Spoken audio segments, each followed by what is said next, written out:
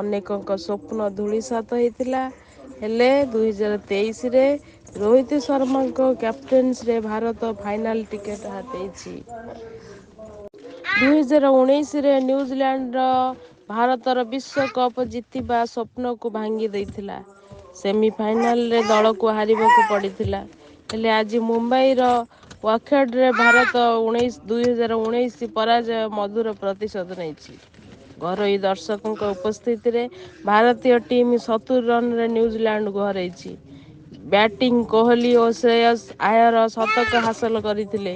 ବୋଲିଂରେ ମହମ୍ମଦ ସାମି 7 ୱିକେଟରେ ନେଇ ରେକର୍ଡ କରିଛନ୍ତି। ବିଶ୍ୱକପରେ ସର୍ବାଧିକ 5 ୱିକେଟ୍ ନେବାର ରେକର୍ଡ ତାଙ୍କ ନାଁରେ ଯୋଡ଼ି ହୋଇଯାଇଛି। ଅଷ୍ଟ୍ରେଲିଆର ମିଚେଲ ଷ୍ଟାର୍କ 3 ଥର 5 ୱିକେଟ୍ ନେଇଥିଲେ। ଏବେ ସାମି 4 ଥର 5 କିମ୍ବା ତାଠାରୁ ଅଧିକ ୱିକେଟ୍ ନେଇ ତାଙ୍କୁ ପଛରେ ପକାଇ ଦେଇଛନ୍ତି।